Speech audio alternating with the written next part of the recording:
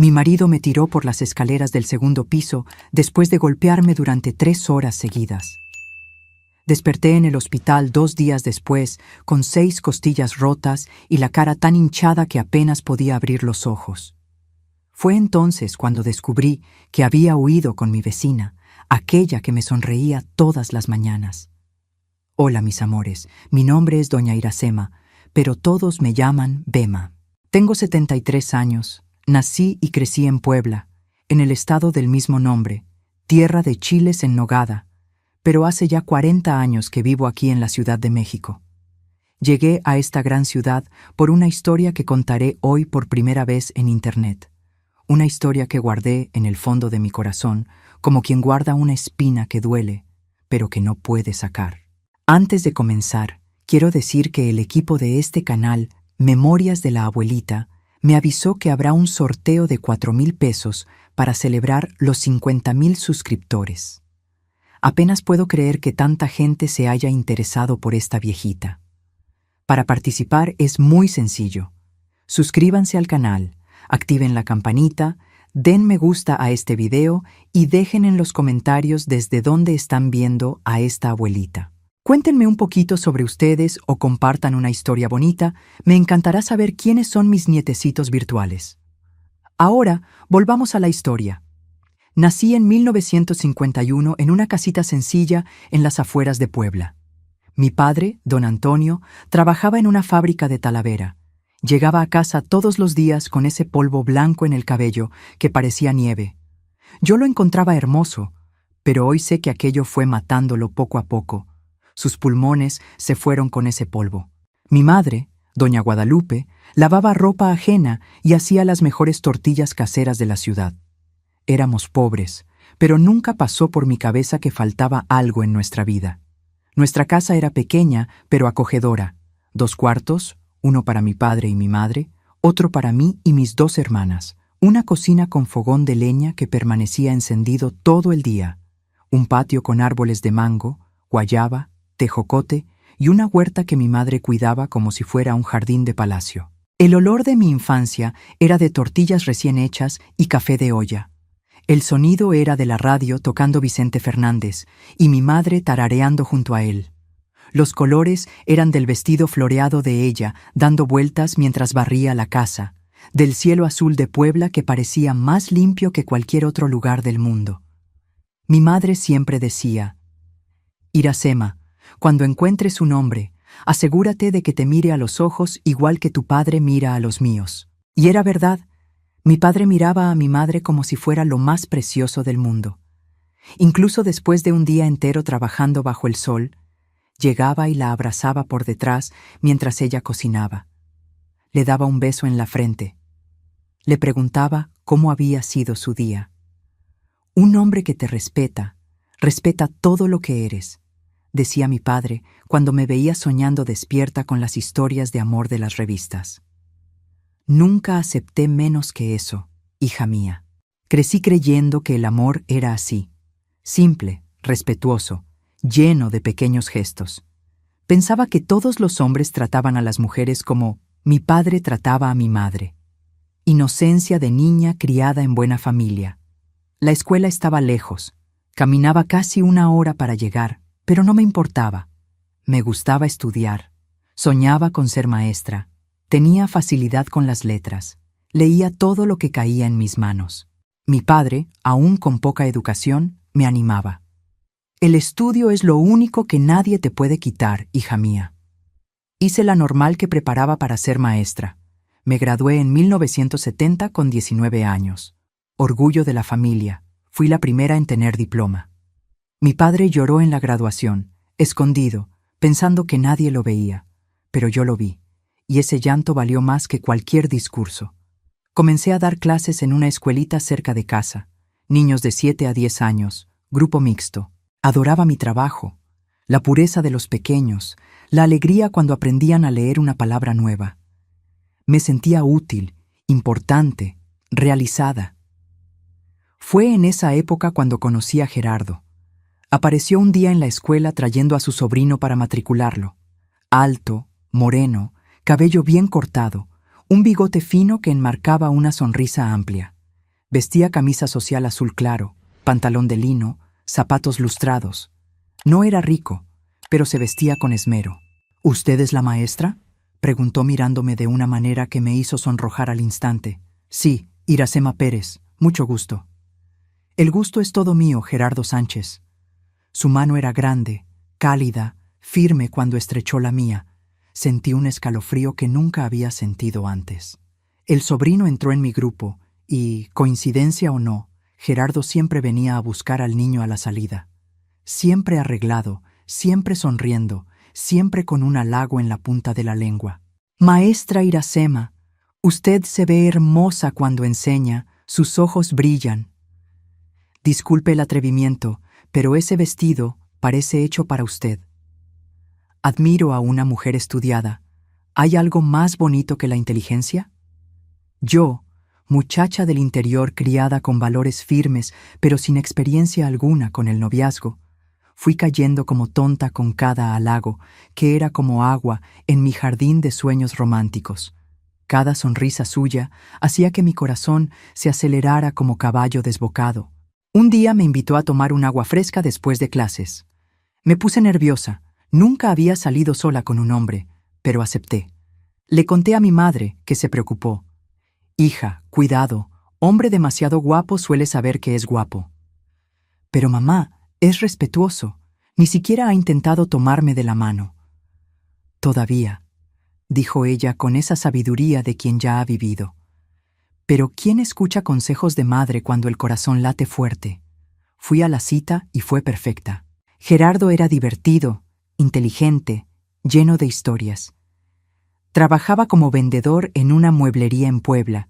Soñaba con tener su propio negocio algún día. Quiero dar comodidad a mi futura esposa, dijo mirándome de una manera que dejaba claro quién sería esa esposa. El noviazgo comenzó despacio, siempre respetuoso, siempre dentro de los límites que yo imponía. Gerardo venía a casa los domingos, comía con mi familia, conquistó a mi padre con charlas de fútbol y política, conquistó a mi madre ayudando a lavar los platos después, algo que ningún hombre hacía en aquella época. Este muchacho parece bueno, comentó mi padre después de algunos meses. Pero ve con calma, hija, no es porque muestre su lado bueno que no tiene un lado malo escondido. ¡Ay! ¿Cómo quisiera haber escuchado a mi padre? En los primeros 6 meses, Gerardo era el príncipe encantado de las fotonovelas. Me traía flores recogidas en el camino, me escribía cartitas románticas, me respetaba como si estuviera hecha de cristal. Nuestros besos eran cariñosos, sus manos nunca sobrepasaban los límites. Quiero hacer todo bien contigo, Iracema, decía.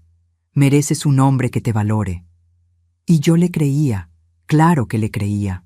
¿Por qué no habría de creerle? Había crecido viendo a mi padre tratar a mi madre así, con cariño, respeto, dedicación. Pensaba que así era como todo hombre trataba a la mujer que amaba. Después de 1 año de noviazgo, vino la propuesta de matrimonio. No fue sorpresa para nadie.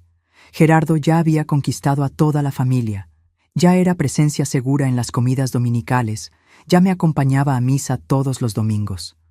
Todo el mundo en Puebla pensaba que formábamos la pareja perfecta. El compromiso fue sencillo, en casa de mis padres.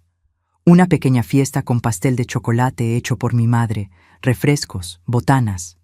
Mi padre hizo un discurso emocionado hablando sobre cómo había criado a una hija para el mundo y ahora estaba entregando su tesoro a otro hombre para que lo cuidara. Cuídala como yo la cuidé, hijo, dijo sosteniendo el hombro de Gerardo con firmeza. Ella es lo más precioso que tengo. Puede estar tranquilo, don Antonio, la haré la mujer más feliz del mundo. La boda estaba programada para 6 meses después. Aquellos meses fueron una locura. Ajuar por preparar, casa por arreglar, invitaciones por distribuir. Gerardo había alquilado una casita cerca de la escuela donde yo daba clases, pequeña pero cómoda, con un patio donde ya planeaba hacer una huerta como la de mi madre. La ansiedad fue creciendo a medida que la boda se acercaba.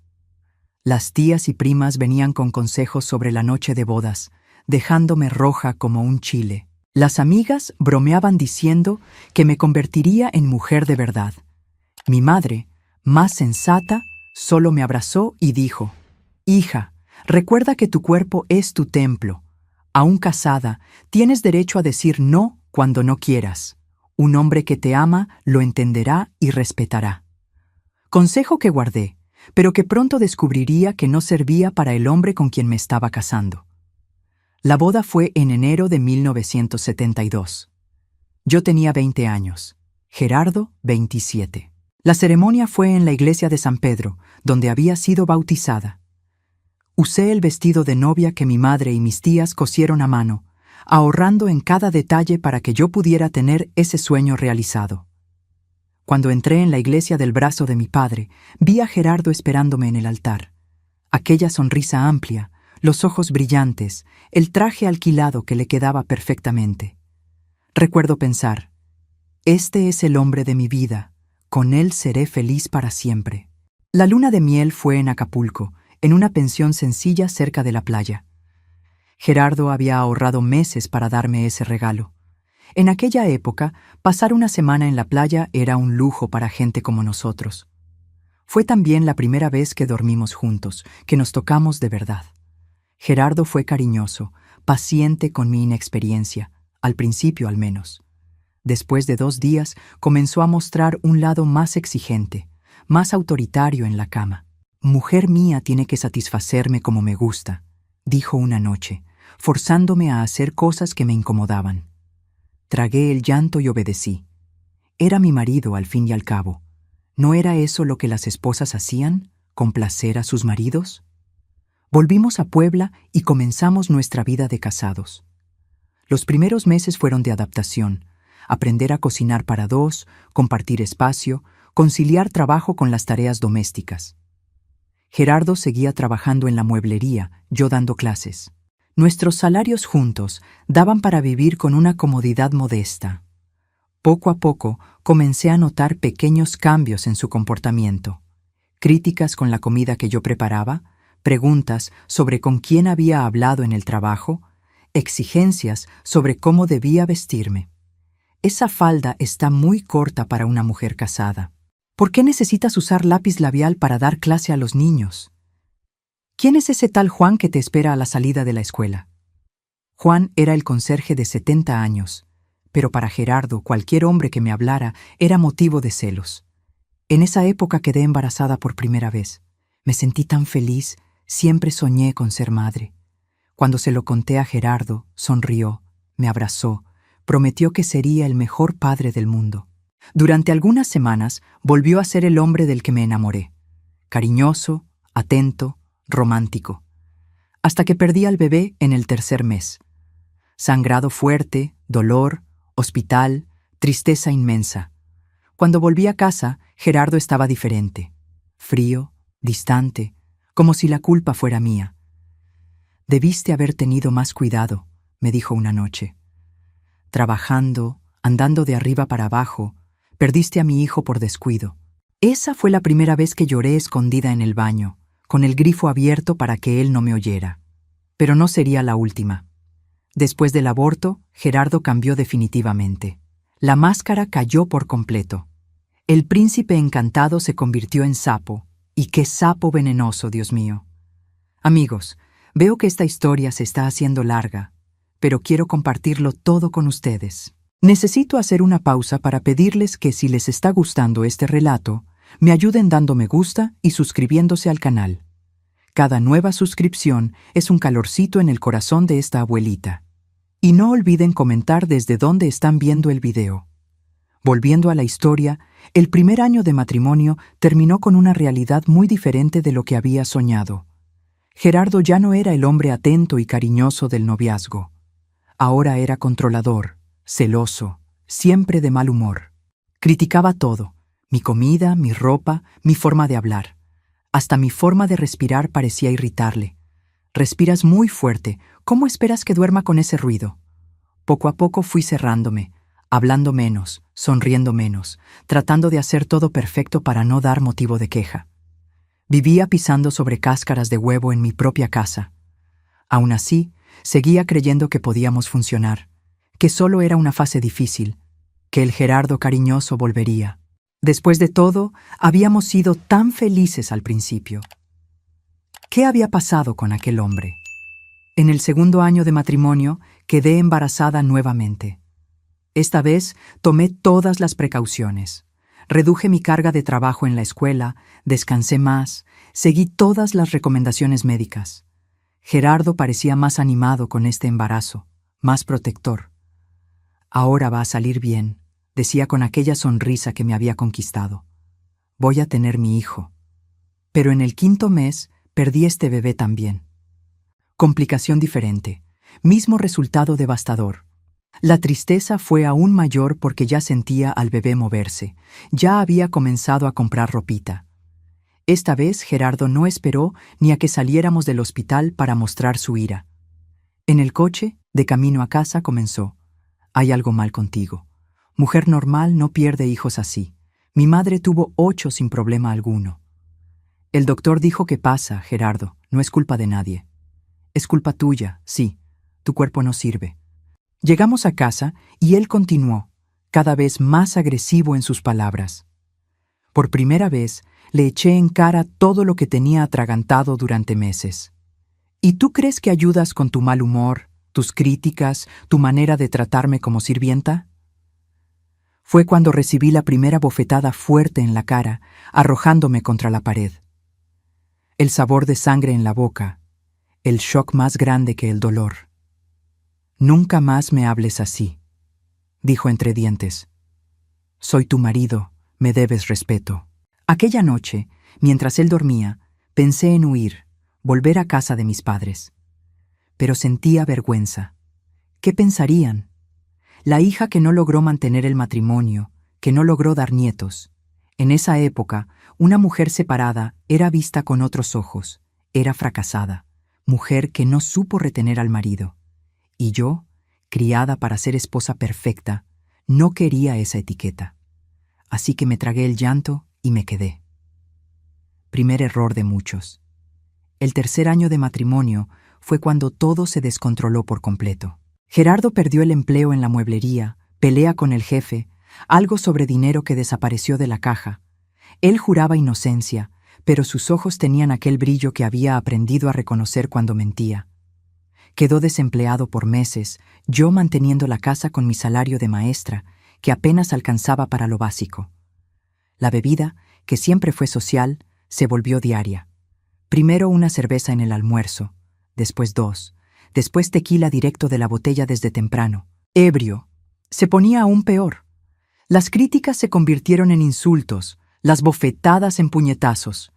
Comencé a tener que explicar ojos morados y labios cortados a los colegas de trabajo. Me caí de las escaleras. Me golpeé la cara con la puerta del armario. Las excusas de siempre, y la gente fingía creerlas porque era más cómodo que involucrarse. Mis padres, que vivían a algunas calles de distancia, comenzaron a sospechar. Mi madre me preguntaba directamente, pero yo negaba. Mi padre miraba a Gerardo con desconfianza en las raras ocasiones que aún íbamos a visitarlos. «Hija, si hay algo mal, sabes que puedes volver a casa», dijo mi madre un día cuando me encontró llorando en la cocina. «Todo está bien, mamá. Es solo una fase difícil. Pasará». Pero no pasó. Solo empeoró. Fue en aquella época cuando noté a la vecina acercándose. Marisa, mujer recién separada, unos 5 años mayor que yo. Bonita, cabello teñido de rubio, siempre arreglada incluso para estar en casa. Trabajaba como cajera en el supermercado y vivía sola en la casa al lado de la nuestra. Al principio fue un apoyo. Me traía galletas caseras, preguntaba si necesitaba ayuda, conversaba conmigo cuando me veía llorando en el patio. Se volvió amiga, confidente. «¿Él te golpea, querida? Eso no es normal, necesitas salir de ahí». «No puedo, Marisa, no tengo a dónde ir». «Claro que sí, el mundo es grande. Eres joven, bonita, inteligente, mereces algo mejor». Gerardo no apreciaba la amistad. Decía que Marisa era una mujer de la calle, que me iba a llevar por mal camino. Yo la defendía, decía que era la única amiga que tenía. Lo que no sabía es que mientras yo estaba dando clases, Gerardo y Marisa se habían acercado de otra manera.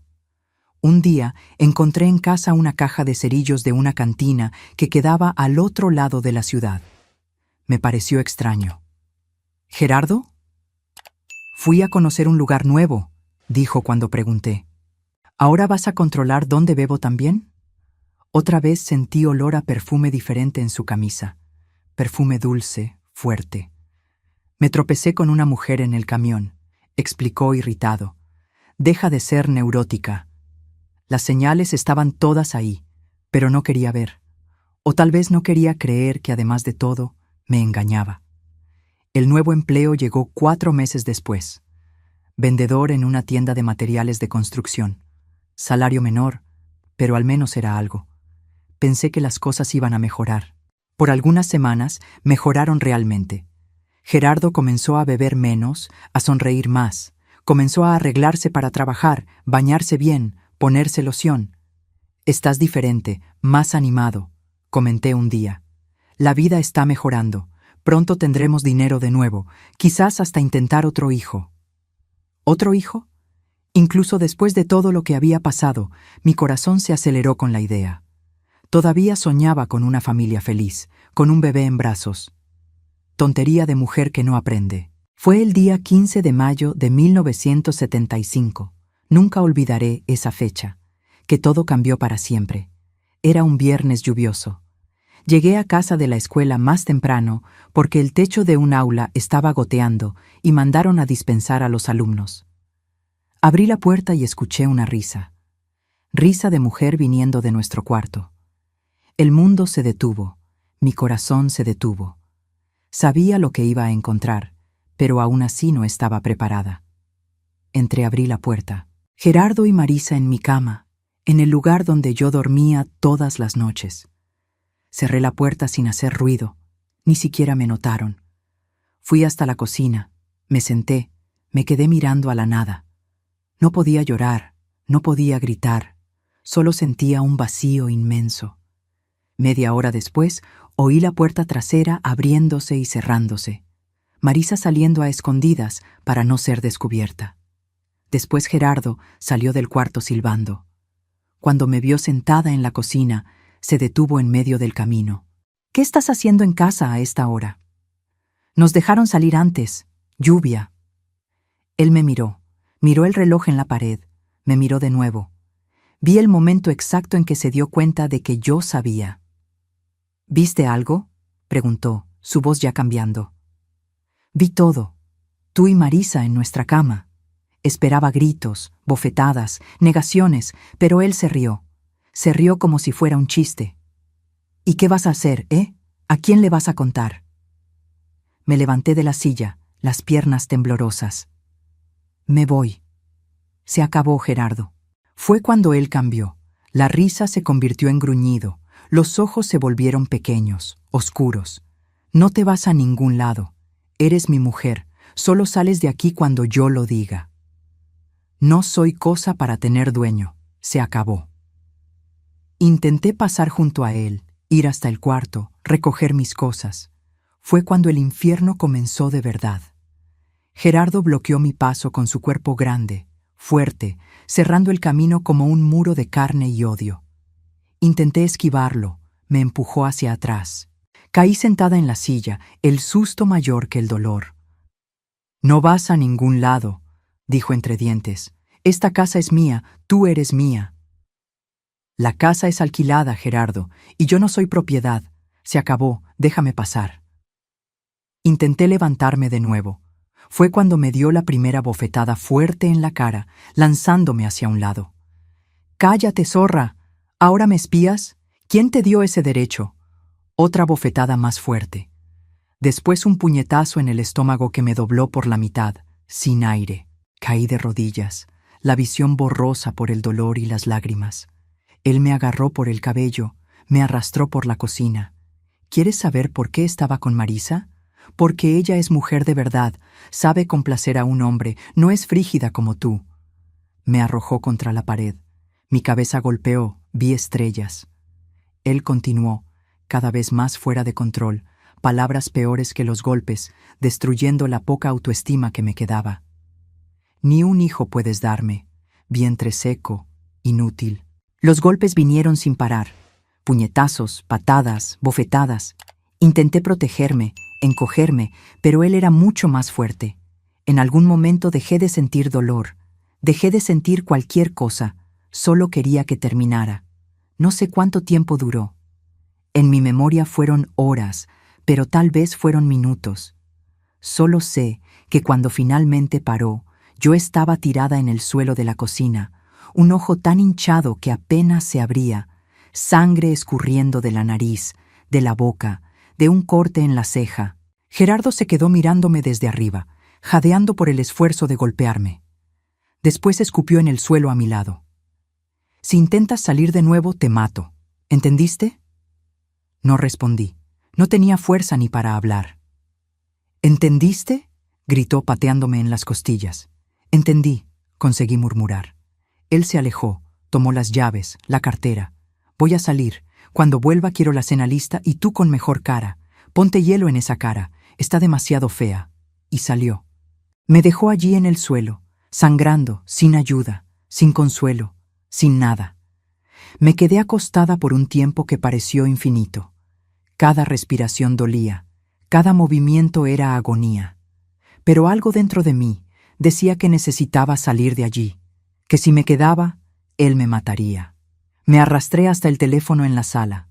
Pensé en llamar a mis padres, pero sabía que mi padre vendría a matar a Gerardo y acabaría preso. Pensé en la policía, pero en aquella época la policía no se metía en pleitos de matrimonio. Llamé a la única persona en quien aún confiaba, mi hermana mayor, Lourdes, que vivía a unas cuadras. Lourdes, ayúdame. Gerardo, él me golpeó mucho. Apenas podía hablar entre sollozos y dolor. Dios mío, Iracema, quédate ahí, ya voy. Lourdes llegó en 15 minutos, acompañada de su marido, Juan. Cuando me vieron, quedaron en shock. Jesús Cristo, vamos al hospital ahora, dijo Juan, tomándome en brazos como a una niña. No, hospital no, él me encontrará allí. A nuestra casa entonces. Lourdes, toma algo de ropa para ella. Lourdes entró en el cuarto y volvió pálida. Juan, hay sangre en la cama, mucha sangre, y no es de ella. Entendí de inmediato. Marisa. Gerardo había hecho algo con ella también, o era otro tipo de sangre. En aquel momento ni siquiera podía pensar claramente. Me llevaron a su casa. Juan era albañil, Lourdes costurera.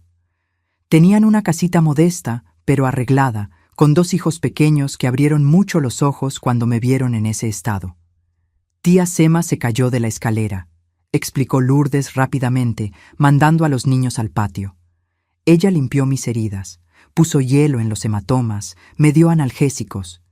Mientras me cuidaba, hablaba en voz baja. ¿Cuánto tiempo lleva así, Iracema? ¿Por qué no nos contaste? Lloré. Lloré como nunca había llorado en la vida. Conté todo. Las agresiones que comenzaron después del primer aborto, las humillaciones diarias, la traición con Marisa. ¿Y por qué no te fuiste? ¿Por qué aguantaste esto? Vergüenza.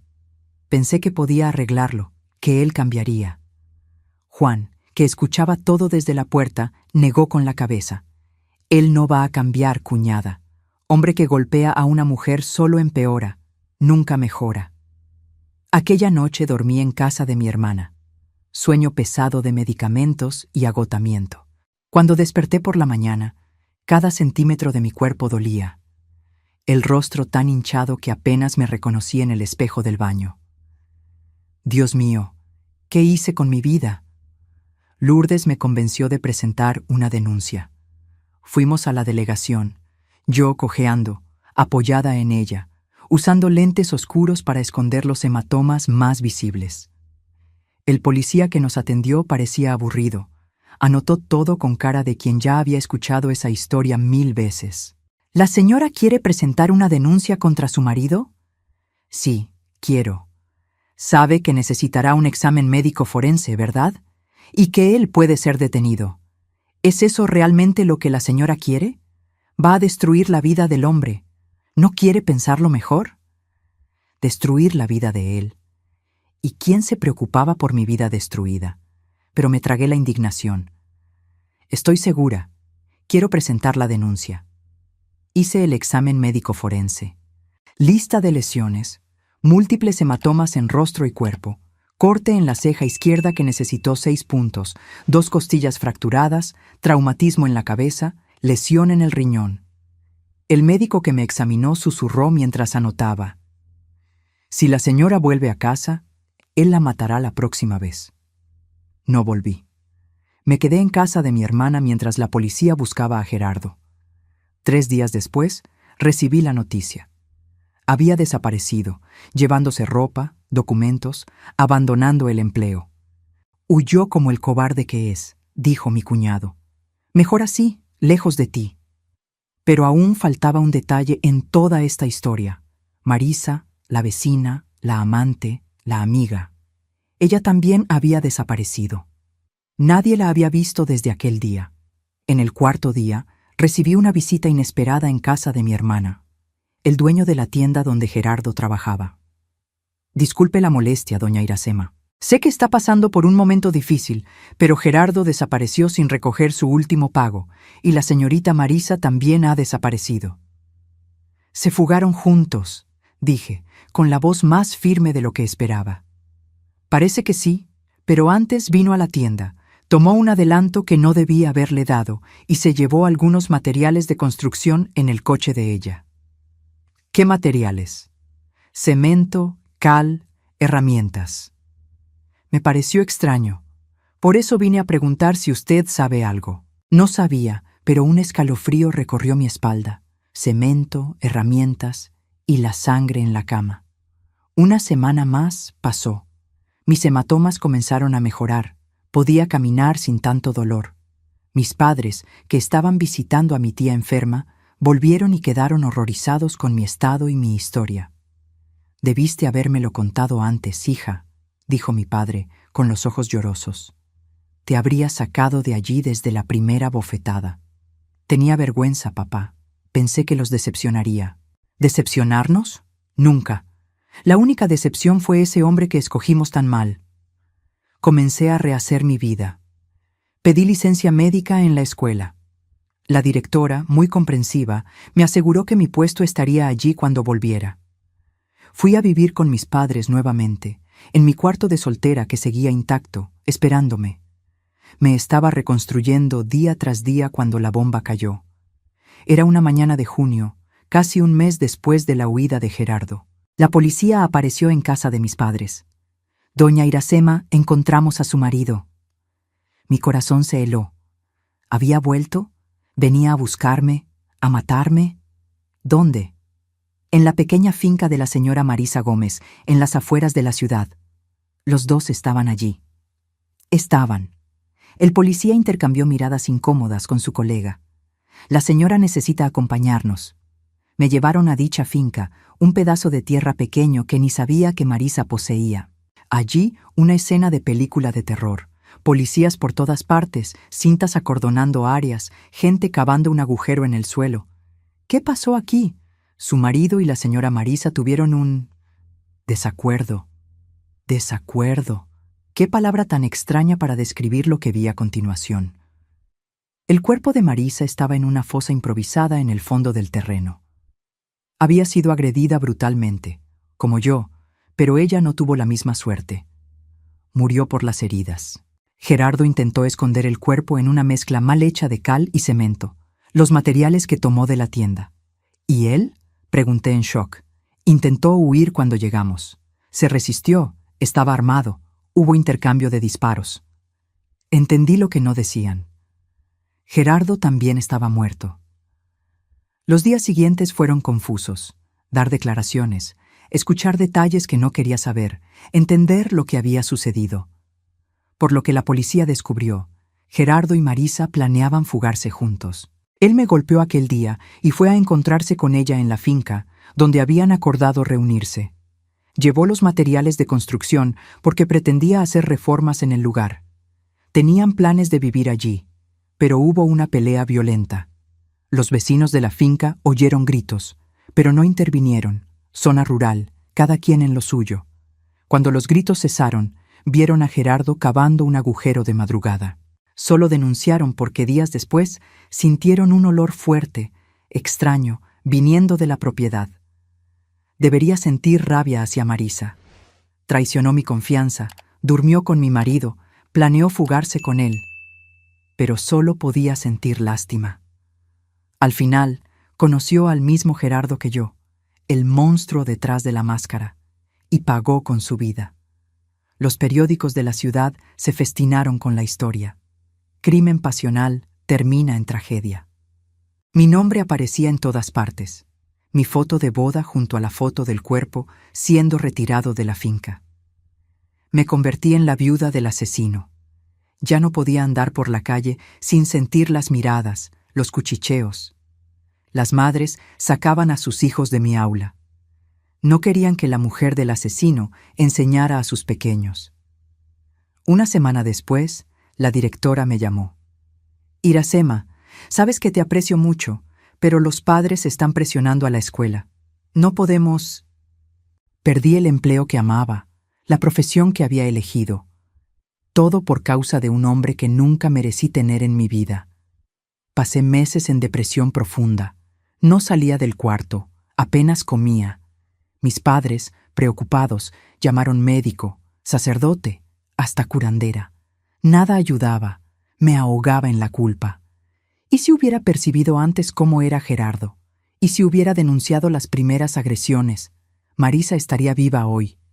No fue tu culpa, hija, mi madre repetía cada día. La culpa fue de él, solo de él. Pero yo no podía creerlo. Fue mi padre quien finalmente me trajo de vuelta a la vida.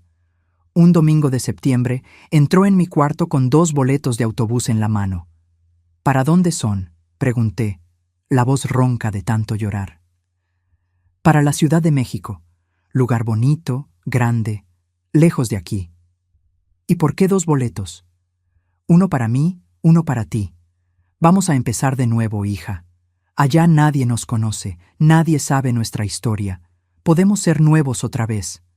¿Y mamá? Se quedará con tu hermana por ahora. Cuando nos acomodemos vendrá también. Y así, con 2 maletas pequeñas y mucho coraje, dejé Puebla el 10 de octubre de 1975. 24 años, viuda, marcada por la violencia, pero todavía viva, todavía respirando, todavía capaz de recomenzar. El viaje a la Ciudad de México fue largo. 12 horas de carretera, el autobús bamboleándose en cada curva. Me quedé mirando por la ventana todo el tiempo, viendo el paisaje cambiar. ¿Ves aquello, hija?, mi padre señaló cuando comenzamos a ver los primeros edificios de la ciudad. Es el Paseo de la Reforma. Hermoso, ¿verdad?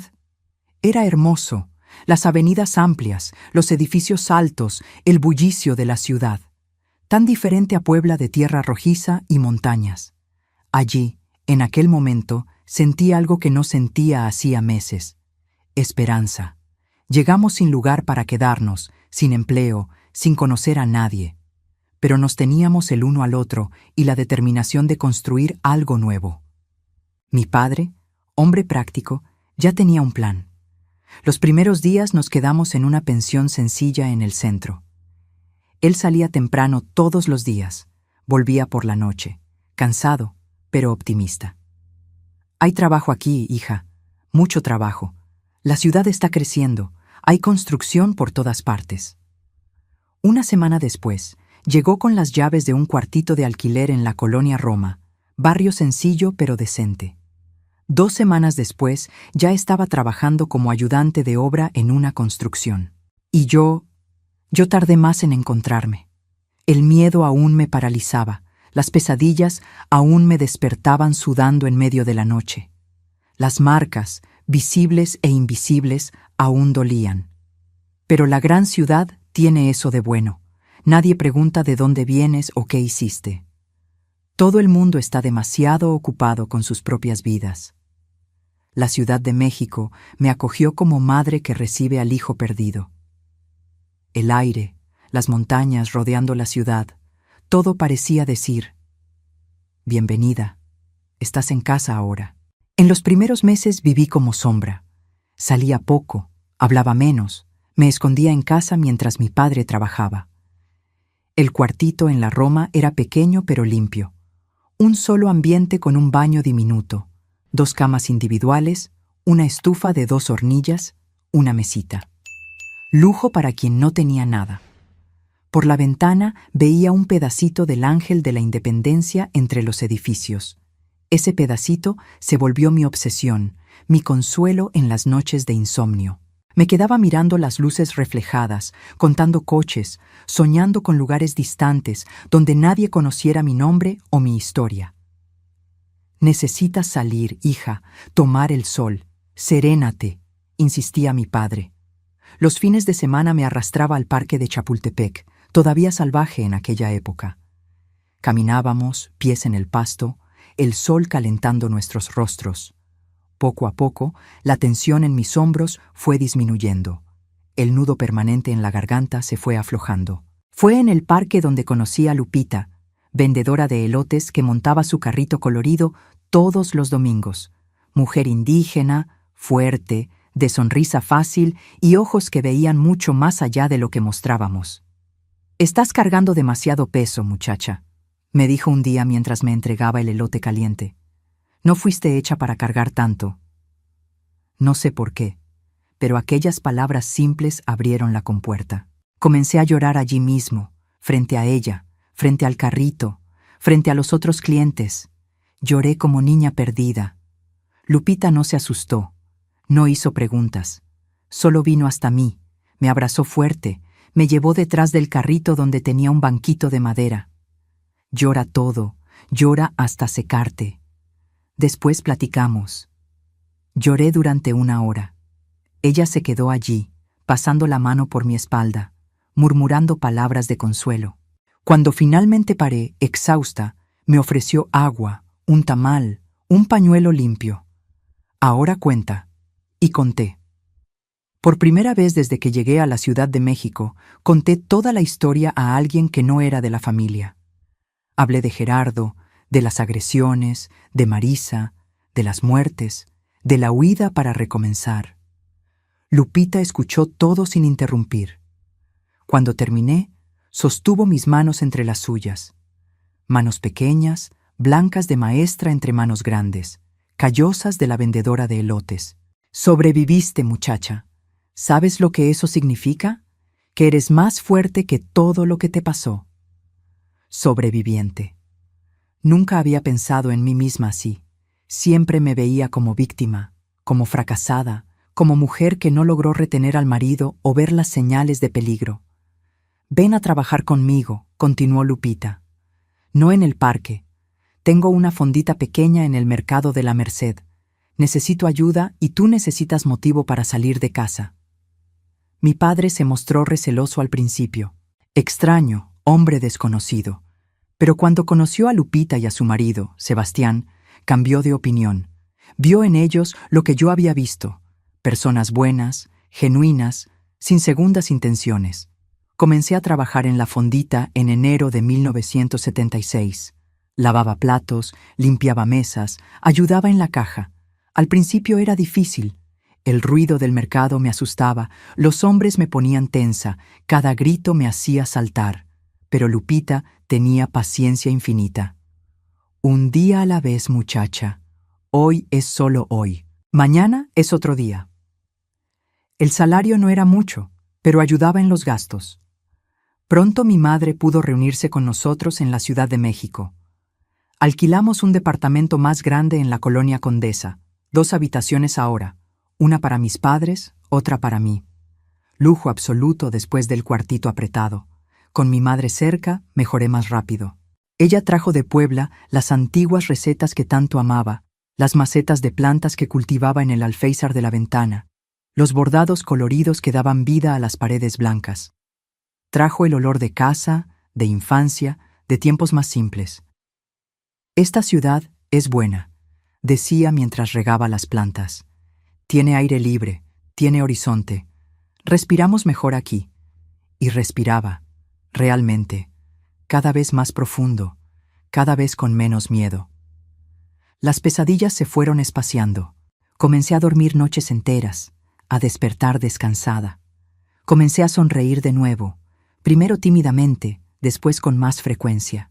En el mercado conocí personas de todo tipo, pescadores con historias del mar profundo, señoras que vendían hierbas y rezos, niños que corrían entre los puestos robando frutas cuando nadie miraba, indigentes que dormían en los rincones, a quienes Lupita siempre guardaba un café y un pan al final del día. Todo mundo tiene historia, muchacha. Todo mundo carga dolor. Unos muestran, otros esconden, pero todos sangran por dentro. La sabiduría simple de Lupita me curó más que cualquier terapia que yo ni podría pagar. Me enseñó a mirar más allá de mi propio dolor, a ver el sufrimiento de los otros, a entender que no estaba sola en la lucha. Fue en el mercado también donde reencontré algo que había perdido: el placer de enseñar. Comencé dando clases informales a los hijos de los comerciantes después del trabajo, niños que muchas veces faltaban a la escuela para ayudar a sus padres en los puestos. Usaba cajas volteadas como mesa, escribía con carbón en pedazos de cartón. No tenía libros ni cuadernos decentes, pero tenía voluntad, y los niños tenían hambre de aprender. ¿Usted es maestra de verdad?, preguntó el pequeño Toño, hijo de un vendedor de pescado, mientras yo explicaba la división usando conchas de mar. Lo fui un día. ¿Y por qué paró? Porque la vida a veces nos quita lo que más amamos, y no se puede recuperar. La pregunta inocente me golpeó como un rayo. ¿Por qué no? ¿Por qué no podía recuperar lo que era mío por derecho, por vocación? El miedo a Gerardo ya no existía. Él estaba muerto. La vergüenza de la historia. Nadie en la Ciudad de México conocía mi pasado. Aquella noche conversé con mis padres sobre volver a estudiar, hacer una licenciatura y obtener un título oficial. Es lo que quiero, papá. Volver a ser maestra de verdad, con aula, alumnos, gis en la mano. Mi padre, que nunca dejó de creer en mí, sonrió de una manera que iluminó toda la habitación. Si es lo que quieres, hija, es lo que tendrás. No fue fácil. Trabajaba todo el día en el mercado, estudiaba por la noche. Cuando la Universidad Nacional Autónoma de México abrió plazas para la carrera de pedagogía, me inscribí. Presenté examen de admisión a los 26 años, compitiendo con jóvenes recién salidos del bachillerato. Pasé en 20º lugar, pero pasé. Fue el comienzo de mi verdadera reconstrucción. La vida universitaria me abrió horizontes que ni sabía que existían. Ideas, debates, libros, personas diferentes. Aprendí sobre Paulo Freire y su pedagogía de la liberación, sobre Montessori y su método centrado en el niño, sobre teorías y prácticas que transformaban vidas a través de la educación. Mientras estudiaba, continuaba dando mis clasecitas informales en el mercado, ahora con más técnica, más fundamento. Los niños respondían con entusiasmo cada vez mayor. Los padres comenzaron a notar la diferencia. Hijos que antes apenas sabían escribir su nombre, ahora leían pequeños textos, hacían cuentas, preguntaban sobre el mundo. «Lo que estás haciendo con estos niños es milagro», comentó Lupita un día. «Llegan aquí con ojos muertos, salen brillando». No es milagro, es educación. Es mostrarles que pueden ser más de lo que creen que pueden. En 1979, en mi último año de carrera, surgió la oportunidad de hacer prácticas en una escuela municipal en Iztapalapa, barrio pobre en la periferia de la Ciudad de México.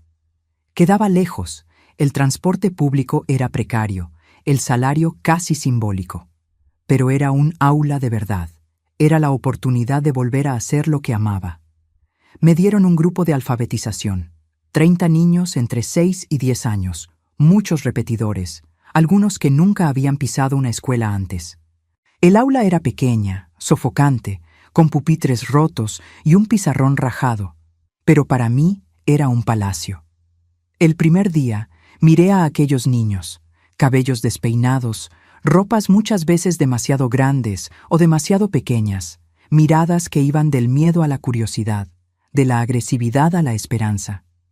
Y me vi en ellos, vulnerables pero fuertes, lastimados pero enteros, sobrevivientes, como yo. «Mi nombre es maestra Iracema», me presenté. y estoy aquí porque creo en ustedes más de lo que ustedes creen en sí mismos. Fue allí, en aquel aula sofocante de escuela municipal, que finalmente entendí. Todo lo que viví tenía un propósito. Cada dolor, cada humillación, cada momento de desesperación me trajo hasta aquel lugar. Me hizo la maestra que aquellos niños necesitaban. Alguien que entendía lo que era luchar contra lo imposible. Alguien que sabía lo que era recomenzar desde cero. Al final del año, logré alfabetizar a 28 de los 30 niños. Los otros 2 tenían dificultades de aprendizaje que requerían acompañamiento especializado, algo por lo que luché para conseguirles. La directora, impresionada con los resultados, me ofreció contrato permanente en cuanto me graduara. Tienes don. Estos niños te necesitan. En diciembre de 1979, a los 28 años, me gradué en pedagogía. Mis padres estaban en la graduación, orgullosos como si hubiera ganado el premio Nobel. Lupita y Sebastián también, trayendo una canasta enorme de tamales que alimentó la fiesta entera. Mis compañeras de promoción, la mayoría 10 años más jóvenes que yo, me eligieron como oradora de la generación. Nunca es tarde para recomenzar, dije en mi discurso. Nunca es tarde para ser quien debiste haber sido antes de que la vida te interrumpiera.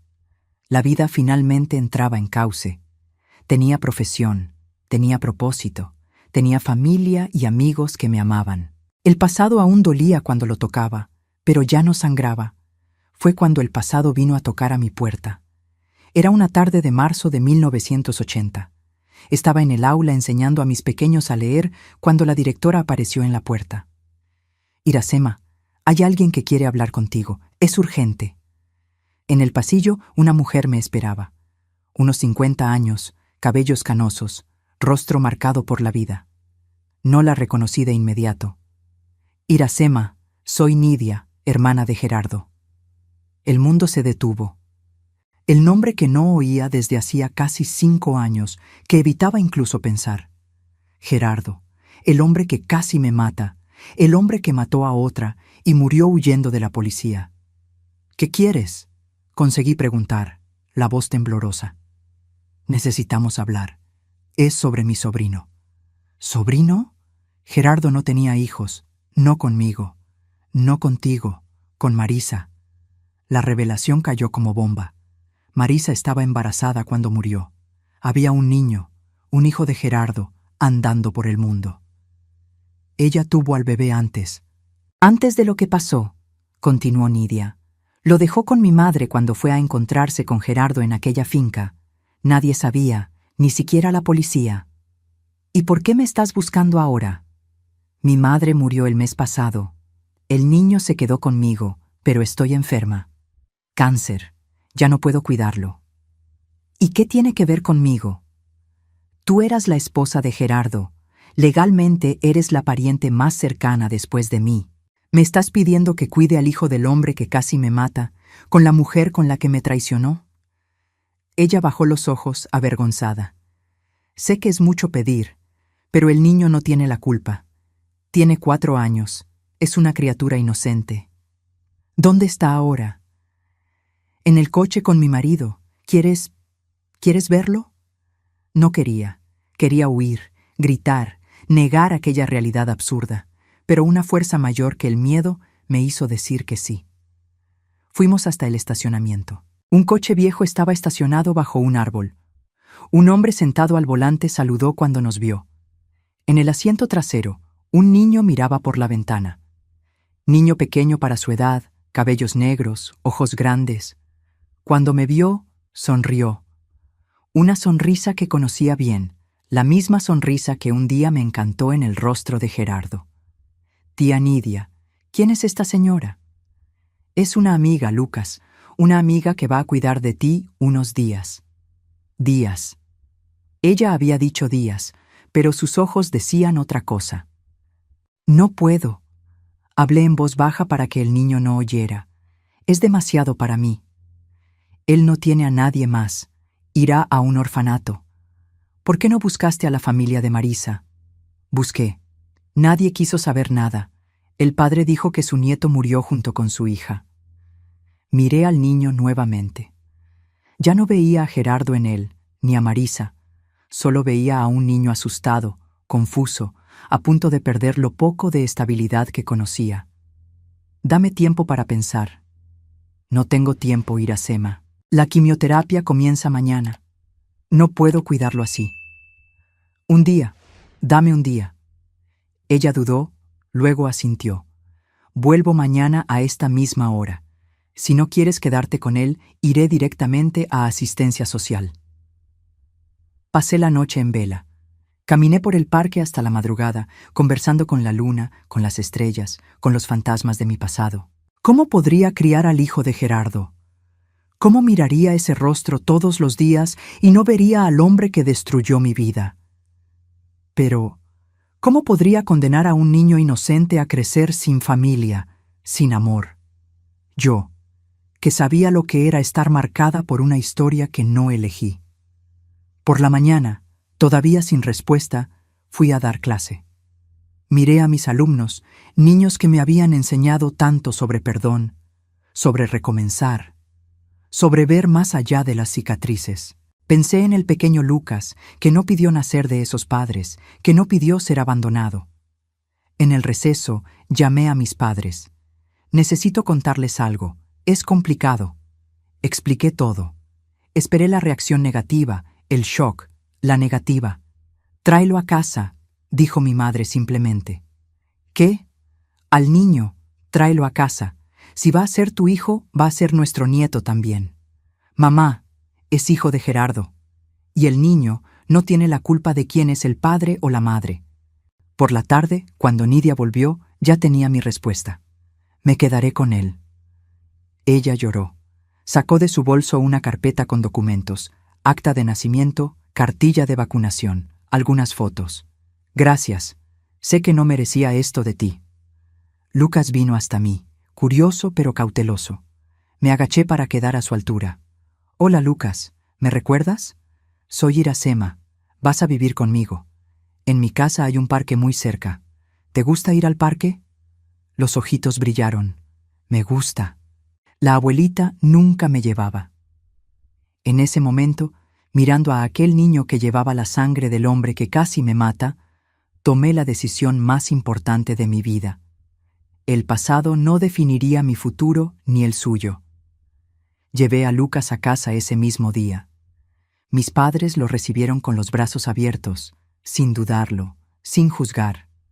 Mi madre ya había preparado la habitación, arreglado juguetes viejos que guardaba no sé de dónde ni por qué. Ven, hijo mío. ¿Quieres un pedazo de pastel? Hice de chocolate, como les gusta a los niños. Lucas, tímido al principio, pronto se soltó con el cariño de mis padres. Por primera vez lo vi sonreír sin reservas, una sonrisa de niño que se siente seguro. Acostada en la cama aquella noche, escuchando la respiración tranquila del niño que ahora dormía en la habitación de al lado, entendí que la vida me había dado una oportunidad de sanar no solo a mí misma, sino de interrumpir un ciclo, de impedir que el odio, la violencia, el dolor que Gerardo llevaba pasara a otra generación. Sería madre de una manera que nunca imaginé, en circunstancias que nadie podría prever. Pero lo sería, y lo haría diferente de todo lo que había vivido. El mañana, por primera vez en muchos años, parecía más brillante que el ayer. Criar a Lucas lo cambió todo. Los primeros meses fueron de adaptación. Él preguntando por la tía Nidia, llorando por la noche, extrañando la nueva casa, la nueva familia. Yo aprendiendo a ser madre de repente, a los 29 años, de un niño de 4 que llevaba en la sangre una historia que yo tanto quería olvidar. ¿Por qué la tía Nidia no viene a buscarme?, preguntaba casi todos los días. Está enferma, mi cielo. Necesita estar en el hospital para mejorar. ¿Y cuando mejore me voy a ir? La pregunta me partía el corazón. La inseguridad en sus ojos, el miedo a un nuevo abandono. No, Lucas, esta es tu casa ahora, para siempre. Explicar la situación a un niño de esa edad era un desafío diario. ¿Cómo decirle que su padre biológico había matado a su madre biológica? ¿Cómo explicarle que la tía probablemente no sobreviviría al cáncer? ¿Cómo hacerle entender que ahora yo era su madre, no por sangre, sino por elección? Fui adaptando la verdad, dosis pequeñas, adecuadas a su edad. Tu papá y tu mamá tuvieron que ir al cielo, pero antes me pidieron que cuidara de ti. No era mentira completa. En algún lugar, creía que Marisa, si pudiera elegir, preferiría ver a su hijo con alguien que lo amara, aunque fuera yo. Matriculé a Lucas en la escuela, compré ropa, juguetes, libros infantiles, adapté mi horario de trabajo para estar con él. Mis padres ayudaban cuando yo daba clase, mi padre ya jubilado, mi madre siempre en casa. Lo hacíamos funcionar. Algunos meses después recibimos la noticia. Nidia había fallecido. El cáncer, más rápido de lo que los médicos previeron. Conté a Lucas de forma suave. Tu tía Nidia ahora está en el cielo también, con tu papá y tu mamá. Lloró, claro, pero menos de lo que temía. Ya se estaba apegando a su nueva familia, ya me llamaba tía Mema, con cariño en la voz. En julio de aquel año, 1980, tomé otra decisión importante: adoptar a Lucas legalmente. Los abogados dijeron que sería un proceso simple, ya que yo era viuda del padre biológico y no había otros parientes queriendo la custodia. Cuando el juez preguntó si estaba segura, miré al niño que jugaba en el rincón de la sala de audiencias, ajeno al momento que cambiaría nuestras vidas para siempre. Tengo más certeza de esto que de cualquier otra cosa que haya hecho. En octubre, Lucas Gómez Sánchez se convirtió oficialmente en Lucas Gómez Pérez, mi hijo ante la ley, como ya lo era en el corazón. Criar a un hijo sola en los años 80, siendo maestra de escuela pública, no era fácil. El dinero siempre escaso, había que estirarlo para cubrir todas las necesidades: uniforme escolar, material didáctico, médico cuando se enfermaba, ropa que le quedaba pequeña demasiado rápido. Tomé clases extras por la noche, daba refuerzo escolar los fines de semana a niños de familias más acomodadas. Cada centavo importaba, cada sacrificio valía la pena cuando veía a Lucas creciendo sano, feliz, seguro. En 1982 recibí propuesta para ser coordinadora pedagógica en la misma escuela donde daba clase. Mejor salario, menos horas en el aula, más responsabilidad. Acepté de inmediato. «Mamá, ¿ahora eres jefa?», preguntó Lucas cuando le conté, los ojos abiertos de admiración. «No exactamente, hijo. Solo voy a ayudar a los otros maestros a ser mejores para los alumnos». «¿Igual que haces conmigo cuando me enseñas la tarea?». «Parecido, pero tú sigues siendo mi alumno favorito». Su sonrisa iluminaba mi mundo. ¿Cómo un niño nacido de tanto dolor podía traer tanta luz? Ese mismo año compramos nuestra primera casa, pequeña, en un barrio sencillo, pero nuestra. 2 habitaciones, una para mí, otra para Lucas, un patio donde planté las mismas flores que mi madre cultivaba en Puebla. Mis padres continuaron en el departamento en La Condesa, pero venían a visitarnos todos los fines de semana. Por primera vez desde que salí de Puebla, me sentí verdaderamente establecida, con raíces, con futuro. Lucas crecía demasiado rápido. A los 8 años ya era un niño inteligente, curioso, con talento especial para el dibujo. Llenaba cuadernos de bocetos, paisajes, personas, animales imaginarios. «¿De dónde viene ese don?», pregunté a mi madre, observando a Lucas dibujar concentrado. «De su madre, tal vez. ¿Sabías si esta Marisa dibujaba?». No lo sabía. Conocía tan poco de la mujer cuyo lugar, irónicamente, había asumido en la vida de Lucas. De Gerardo prefería no ver nada en el niño, aunque a veces un gesto, una expresión, me tomaba desprevenida, trayendo memorias que prefería enterradas. En 1985, a los 34 años, conocí a Antonio, profesor de matemáticas transferido de Monterrey. Comenzó a trabajar en la misma escuela que yo. Hombre gentil, tranquilo, con paciencia infinita para explicar fracciones y decimales a niños frustrados. «¿Usted es la coordinadora, Iracema?». «Mucho gusto, Antonio Viera». Apretón de mano firme pero no intimidante, mirada directa pero respetuosa, sonrisa discreta sin pretensión de encantar. Comencé a notar cómo trataba a los alumnos con dificultad, sin prisa, sin juicio. Cómo escuchaba las dudas de las maestras más jóvenes sin menospreciar. Cómo llevaba café a la secretaria cuando estaba sobrecargada. Pequeños gestos que hablaban más que grandes declaraciones. Un día, Lucas tuvo una crisis de apendicitis. Necesitó ser operado de urgencia. Me desesperé. Llamé a la escuela avisando que no iría. Antonio apareció en el hospital horas después. Vine a ver si necesita algo. Puedo buscar ropa, comida, lo que sea. La gentileza me conmovió. No estaba acostumbrada a recibir ayuda de hombres que no fueran mi padre. No hace falta, pero gracias. Mis padres vienen en camino. Entiendo, pero me quedo aquí con usted hasta que lleguen. Nadie debería esperar solo en un hospital. Se quedó. Conversamos sobre todo y nada, sobre libros, películas, lugares que nos gustaría conocer, sobre educación, sobre sueños para nuestros alumnos, sobre café. Él lo prefería recién molido, yo instantáneo por practicidad. Cuando mis padres llegaron, pensé que se iría, pero se quedó. Compró comida para todos, hizo bromas para aliviar la tensión, esperó hasta que Lucas salió de la cirugía y supimos que todo estaba bien. Gracias por hoy, le dije cuando finalmente se iba. Hice lo que cualquier amigo haría. ¿Somos amigos? Me gustaría que lo fuéramos.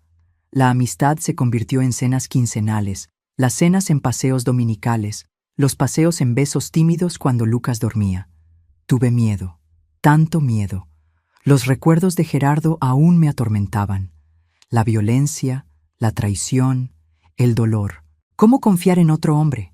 ¿Cómo saber que Antonio no cambiaría después como Gerardo cambió? Mereces ser feliz, hija, decía mi madre. No dejes que un fantasma te robe el futuro. Antonio fue paciente. No presionó, no exigió, no reclamó. Respetó mi ritmo, mis miedos, mis reservas. En 1987, después de 2 años de relación, me pidió matrimonio. No fue nada espectacular. Solo preguntó durante una cena en casa, con Lucas participando en la conversación. Iracema, Lucas, quiero preguntarles algo importante. ¿Podemos ser una familia de verdad? Lucas, entonces con 11 años, respondió antes que yo. ¿Vas a ser mi papá? Si tú quieres y si tu mamá acepta. El niño me miró, ansioso por la respuesta. En ese momento, me di cuenta de que no decidía solo por mí. Lucas necesitaba un padre de verdad, no solo la memoria idealizada que yo había construido para protegerlo de la verdad horrible. Sí, respondí, lágrimas en los ojos. Vamos a ser una familia. Nos casamos en una ceremonia sencilla, solo familia y amigos cercanos. Lucas fue el padrino, orgulloso en el traje pequeño que eligió solo.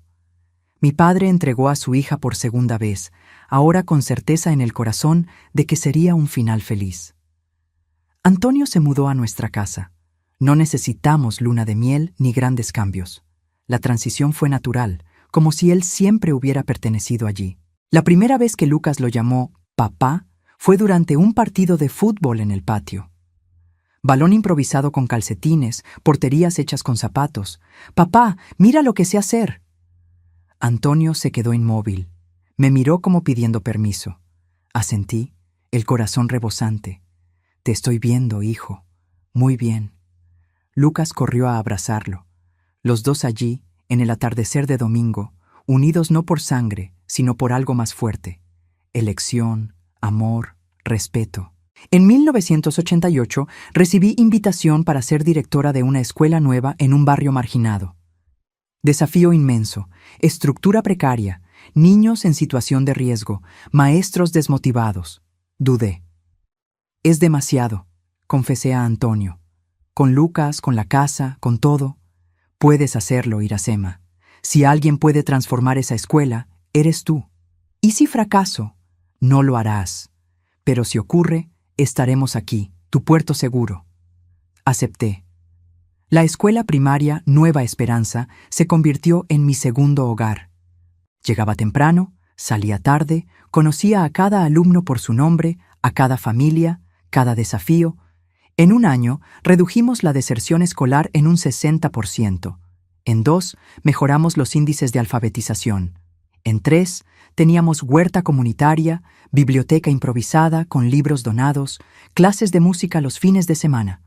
¿Cómo hiciste esto?, preguntó el secretario de Educación durante una visita. No lo hice sola. Lo construimos juntos, maestros, alumnos, familias. En 1990, a los 39 años, cuando pensaba que mi familia estaba completa, descubrí que estaba embarazada. Sorpresa total. Los médicos habían dicho que probablemente no podría concebir después de los traumas físicos sufridos con Gerardo. ¿Está seguro, doctor?, pregunté incrédula, mirando el resultado del análisis. Absolutamente. Está de 2 meses. Felicidades. Antonio lloró cuando se lo conté. Lucas, entonces, con 14 años, osciló entre entusiasmo y celos. ¿Vas a querer más al bebé que a mí?, preguntó una noche, vulnerable como no lo veía hace años. Nunca. Tú fuiste mi primer hijo, te elegí, nada cambia eso. El embarazo fue tranquilo, al contrario de los que tuve con Gerardo. Cuerpo más viejo, pero alma en paz. Trabajé hasta el 8º mes, barriga enorme y toda la disposición. Marina nació en junio de 1991, una mañana soleada de invierno templado. Parto normal, rápido, casi sin dolor. Es tan pequeña, dijo Lucas, sosteniendo a su hermana con infinito cuidado. Necesito protegerla. Y la protegió. Hermano mayor celoso, vigilante, cariñoso. Cambiaba pañales, daba biberón, contaba cuentos, dibujaba personajes para acompañar el sueño de su hermana. La vida finalmente parecía perfecta.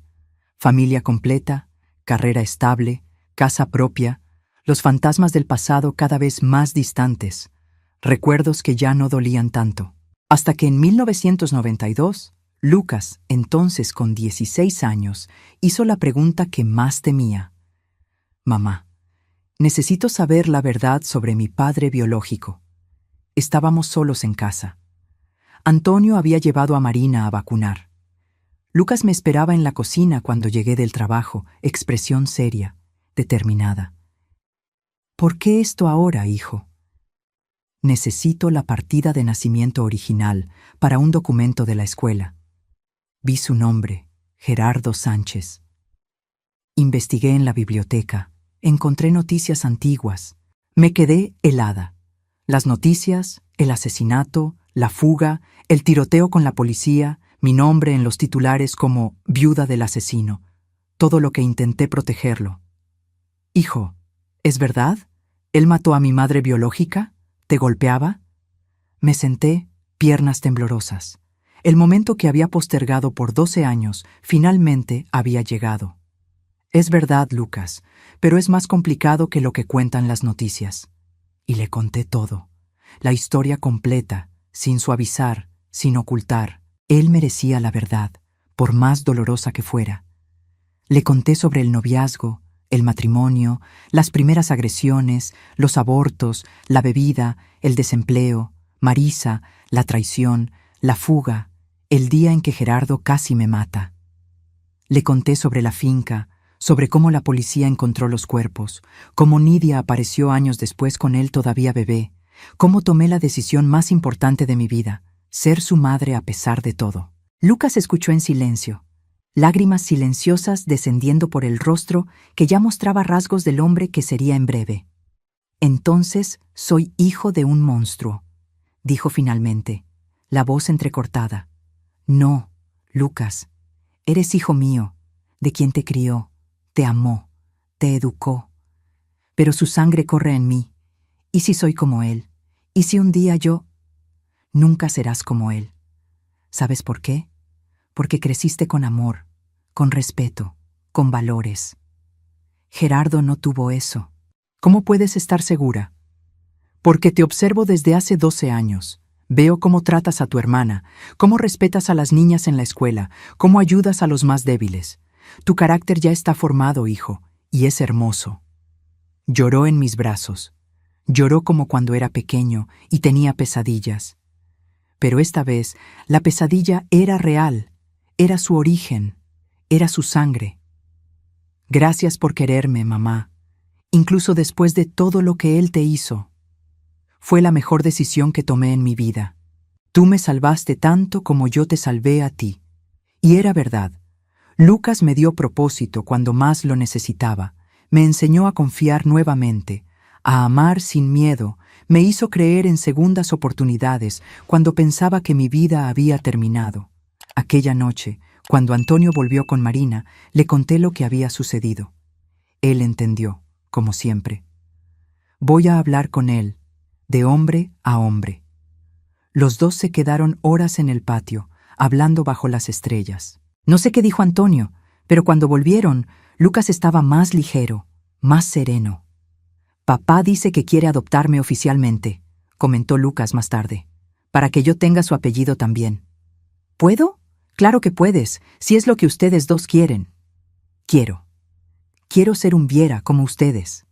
En 1993, Lucas Gómez Pérez se convirtió oficialmente en Lucas Gómez Pérez Viera, un nombre que llevaba todas sus historias.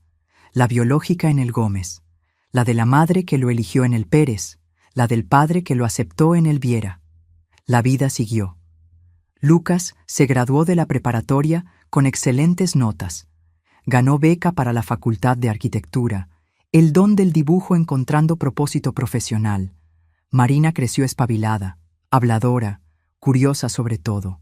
En 1996, a los 45 años, recibí Premio de Educadora del Año en la Ciudad de México, reconocimiento por el trabajo en la escuela que transformamos juntos. Yo, maestros, comunidad. Este premio no es solo mío, dije en el discurso. Es de cada niño que creyó que podía lograr más, de cada familia que confió en la educación como camino, de cada maestro que no se rindió a pesar de las dificultades. Lucas y Marina estaban en el público, orgullosos. Antonio filmaba todo con cámara nueva, regalo de aniversario de boda. En el camino de regreso a casa, Lucas, entonces con 20 años, dijo algo que guardaré para siempre. Cuando crezca, quiero ser como tú, mamá, alguien que transforma vidas. Ya lo eres, hijo, transformaste la mía. La niña que un día huyó de Puebla con el corazón roto y el cuerpo marcado, había logrado no solo sobrevivir, sino vivir plenamente. No solo existir, sino hacer la diferencia. A los 73 años, mirando hacia atrás, veo que cada pedazo de mi historia, incluso los más dolorosos, me trajeron hasta aquí, hasta este momento compartiendo con ustedes lo que aprendí. Que la vida puede quebrantarnos, pero somos nosotros quienes elegimos cómo pegar los pedazos. Que el pasado moldea pero no determina. Que el perdón, principalmente a nosotros mismos, es el camino más difícil y más necesario. Y que familia no se hace de sangre, sino de elecciones diarias de amor que permanece incluso cuando sería más fácil rendirse. Hoy miro mis manos arrugadas, manchadas por el tiempo, con venas azules saltadas como ríos en mapa antiguo, y pienso en todo lo que ya hicieron. Sostuvieron gis en aulas llenas, limpiaron lágrimas de niños asustados, estrecharon manos de padres agradecidos, acunaron a mis hijos, acariciaron a mi marido, cultivaron flores en el patio de la casa que construimos juntos. Estas mismas manos que un día temblaron de miedo, ahora se mueven con la seguridad de quien sabe exactamente quién es y por qué está aquí. Los años 2000 llegaron con Lucas graduado, arquitecto trabajando en un despacho respetado en la Ciudad de México. Marina terminando la preparatoria, soñando con la Facultad de Medicina. Quiero curar personas, mamá, como tú curas con palabras, pero con medicinas también. Yo, a los 49 años, seguía en la dirección de la escuela que se había convertido en referencia en la red municipal. Antonio, coordinador de área en la Secretaría de Educación, siempre apoyando mis iniciativas más audaces. Vamos a montar una biblioteca comunitaria abierta los fines de semana, propuse en una reunión. ¿Con qué dinero?, preguntó el supervisor de la red. Donaciones, mano de obra voluntaria. Los padres ayudan con el trabajo, los alumnos con campañas, las editoriales con libros. El dinero no es el único recurso que tenemos. Y así fue. En 6 meses transformamos un salón abandonado en espacio de lectura vibrante. Adolescentes que antes vagaban por las calles, ahora discutían a Carlos Fuentes, Octavio Paz, Elena Poniatowska. En 2002, Lucas se casó con Fernanda, compañera de facultad, muchacha dulce, talentosa, con la misma pasión por el dibujo y la arquitectura. Boda sencilla en la playa, pies en la arena, corazones abiertos. «Mamá», me dijo en la víspera mientras ajustábamos el traje prestado, «quiero que sepas que todo lo que sé sobre amar viene de ti, de lo que me enseñaste. Yo, hijo, pero pasé años con tanto miedo. No es el miedo lo que importa, sino hacer lo correcto a pesar de él». Ese año también Marina entró a la Facultad de Medicina. 6º lugar general, orgullo de la familia. Lloré cuando recibimos la noticia, imaginando a la niña que creció en barrio sencillo, ahora transformada en médica. «¡Lo logré, mamá! ¡Voy a ser doctora!». «Siempre supe que lo lograrías, hija. Nunca dudé». En 2005, a los 54 años, enfrenté mi primer gran desafío de salud. Nódulo en el seno detectado en examen de rutina. 2 palabras que ninguna mujer quiere oír. Cáncer de mama. «Vamos a tratarlo», dijo el médico. «Detectado temprano, buenas probabilidades». Antonio quedó más afectado que yo. Lloró cuando se lo conté. Me abrazó como si pudiera desaparecer entre sus brazos. «No voy a perderte. No puedo. Y no lo harás, mi amor. Ya enfrenté cosas peores que un nodulito rebelde. Hice cirugía, radioterapia. Perdí cabello, gané cicatriz. Pero nunca perdí la certeza de que viviría.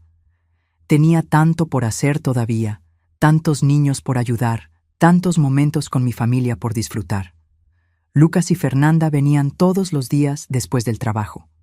Marina, ya en la facultad, leía artículos médicos, cuestionaba tratamientos, verificaba medicamentos. Mis padres, ya ancianos pero lúcidos, se turnaban para hacer caldos que pudiera tragar en los días peores. 6 meses después, la mejor noticia: remisión completa. Continúe los controles, pero puede retomar su vida normal. Normal, como si después de enfrentar la muerte, una vez más pudiera haber normalidad. Pero la había. Una normalidad más preciosa, más vívida, más consciente. Volví a la escuela con nuevo aliento. Comencé proyecto de huerto medicinal con los alumnos. Cada planta identificada, sus propiedades curativas explicadas, la sabiduría antigua de curación por la naturaleza rescatada. «Maestra Iracema ahora es doctora también», bromeaban los alumnos. «No, mis niños, solo aprendí que prevenir es mejor que curar, que cuidar el cuerpo es tan importante como alimentar la mente». En 2007, Lucas y Fernanda me dieron mi primer nieto. Pedro nació una mañana de marzo, sonrosado, llorón, perfecto. «¿Quiere cargarlo, abuela?», preguntó Lucas, los ojos brillantes. Tomé aquel paquetito en brazos, sintiendo el peso tan ligero pero tan significativo. 3ª generación, continuidad, vida que sigue a pesar de todos los obstáculos. «Hola, Pedro», susurré. «Soy tu abuela Mema. Tengo tantas historias que contarte cuando crezcas». Marina se recibió de medicina en 2008, especialización en pediatría. «Quiero cuidar niños, mamá, como tú siempre hiciste, pero a mi manera». En 2010, a los 59 años, tomé la difícil decisión de jubilarme de la escuela. Casi 20 años como directora, transformando no solo estructura física, sino mentalidades. Era hora de pasar la estafeta.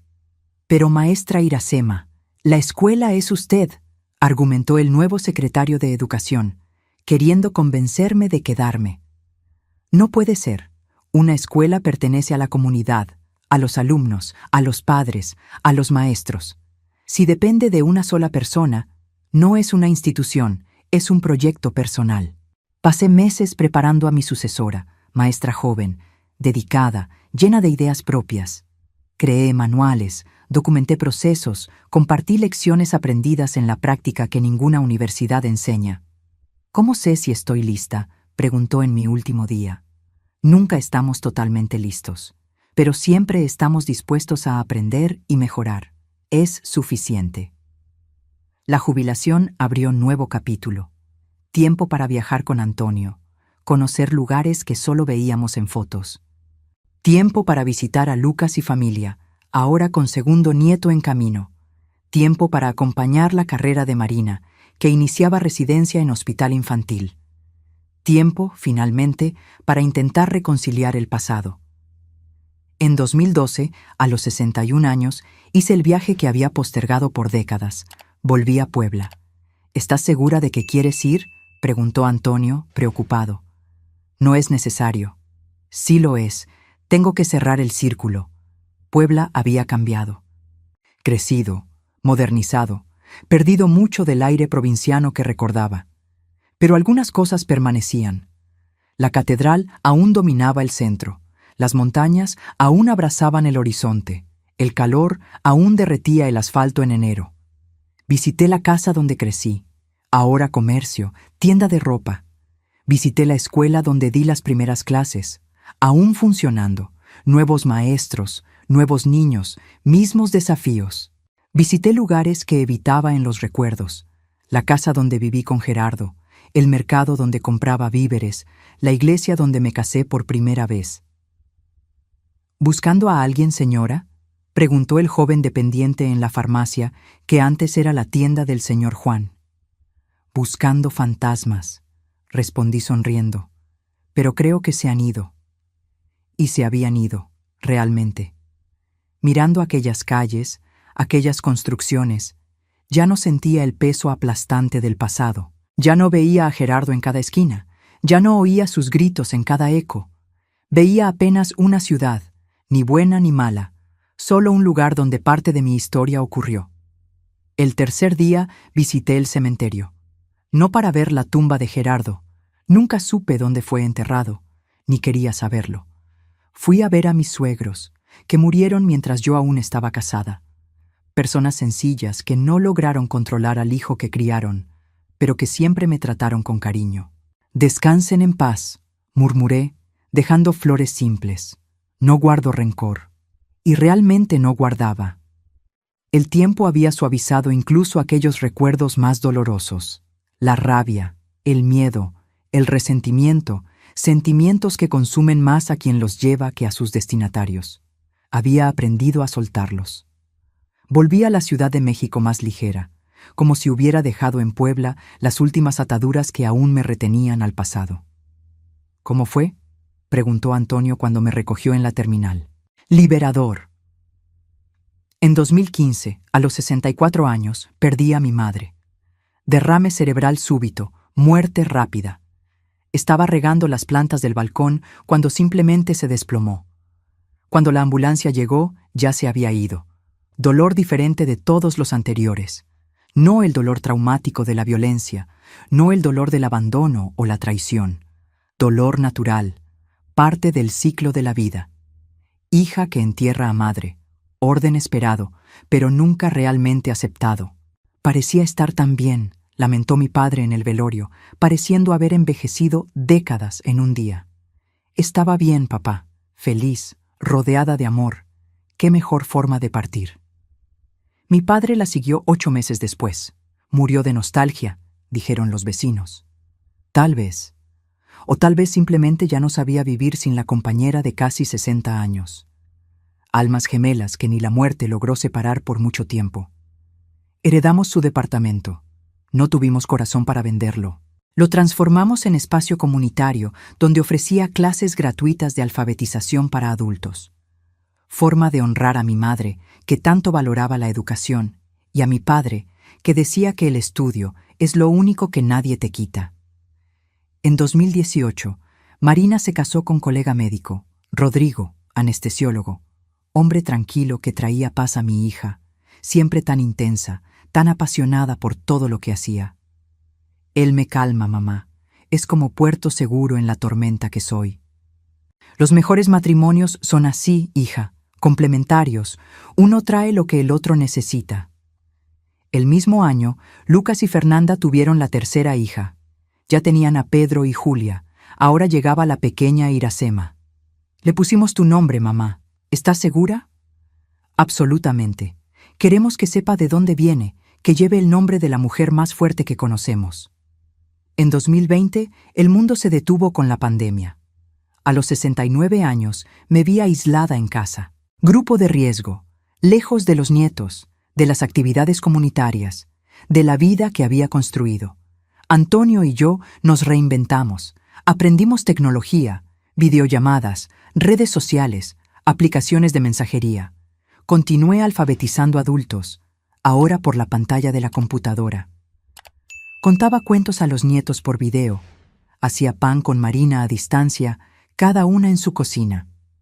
Está más actualizada que yo, abuelita, bromeaba Pedro, ya adolescente, enseñándome a usar filtros graciosos. Fue durante la pandemia cuando Lucas sugirió: «Mamá, ¿por qué no cuentas tu historia a más personas?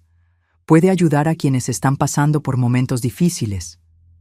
¿Mi historia? ¿Quién va a querer escucharla? Todo el mundo. Es historia de superación, de amor, de recomienzo. La gente necesita eso ahora más que nunca. Aún reluctante, grabé el primer video en el celular. Amateur total, luz mala, encuadre peor. Hablé sobre cómo enfrentaba el aislamiento, cómo mantenía la esperanza en tiempos oscuros. Lucas editó, publicó en un canal improvisado en YouTube, Memorias de la abuelita Mema. Para mi sorpresa, el video se viralizó. Cientos, después miles de visualizaciones. Comentarios emocionados. «Doña Iracema, usted se parece a mi abuelita que perdí. Gracias por compartir su sabiduría». Este video me dio esperanza cuando estaba casi renunciando. Gracias. Pero por favor, queremos más historias de la abuelita. Y así comenzó mi carrera tardía de influenciadora digital, como Marina bromea. Videos semanales contando historias de superación, algunas mías, otras que presencié a lo largo de la vida. Recetas antiguas, consejos de jardinería, reflexiones sobre educación, envejecimiento, familia. Nunca había hablado públicamente sobre Gerardo, sobre las agresiones, sobre la huida desesperada. Era capítulo que guardaba para conversaciones privadas, para momentos de orientación a mujeres que pasaban por situaciones similares. Hasta hoy, a los 73 años, decidí que era hora de compartir la historia completa, sin cortes, sin suavizar. No para provocar lástima ni para vanagloriarme de la superación, sino para mostrar que hay salida incluso cuando parece que el mundo se desplomó. Que hay vida, y vida abundante, después del trauma. Lucas me ayudó a preparar el guión. Marina revisó garantizando que la información médica estuviera correcta. Antonio sostuvo mi mano mientras grababa las partes más difíciles, haciendo pausas cuando la emoción se volvía demasiado fuerte. Esta es mi historia. Cruda, real, dolorosa en partes, pero también llena de belleza, de amor, de esperanza. Historia de niña del interior que enfrentó el infierno personal y emergió no solo sobreviviente sino triunfante. No por mérito propio, nadie vence solo, sino por el apoyo de tantas personas buenas que Dios puso en mi camino. Personas como mis padres que me enseñaron valores inquebrantables, como doña Lupita, que me acogió cuando huí, como Antonio, que me mostró que un hombre de verdad construye, no destruye, como Lucas, hijo que el destino me dio por el camino más improbable, que me enseñó a amar incondicionalmente, como Marina, regalo que pensé que nunca recibiría, prueba viviente de que siempre hay oportunidad para recomenzar, y ahora personas como ustedes que están viendo este video, mis queridos. Si llegaron hasta aquí, tengo un agradecimiento especial. Esta historia no fue fácil de contar, ni debe haber sido fácil de escuchar. Pero creo en el poder de las historias compartidas, en la sanación que viene cuando transformamos dolor en propósito. Por eso pido, si esta historia tocó su corazón, si trajo alguna reflexión, den me gusta y suscríbanse al canal. Cada suscripción es un abrazo virtual que recibo con cariño. Cada comentario es conversación que continúa más allá de este video. Si estás pasando por un momento difícil, sea violencia doméstica, pérdida, enfermedad, soledad, debes saber que hay vida más allá del dolor, que el mañana puede ser diferente, que eres más fuerte de lo que imaginas. Si conoces a alguien en esa situación, extiende tu mano. A veces, Todo lo que la persona necesita es alguien que crea en ella cuando ya no consigue creer en sí misma. Y recuerda siempre, tu historia no termina en tus peores días. La última página aún no ha sido escrita. Mientras hay vida, hay posibilidad de nuevos capítulos, de giros inesperados, de finales felices que ni te atreves a soñar ahora. De niña asustada de Puebla a abuelita youtuber en la Ciudad de México, ¿quién podría prever ese camino? Nadie, ni yo misma. Pero aquí estoy, y aquí están ustedes. Gracias por escuchar, por formar parte de mi historia, por permitirme formar parte de la suya. Con amor de abuela que ya conoció el fondo del pozo, pero descubrió que hasta allí crece flor, Iracema Pérez Viera, 73 años, maestra jubilada, madre, abuela, sobreviviente y sobre todo, testigo de que el amor siempre vence. Un beso al corazón de cada uno y hasta el próximo video.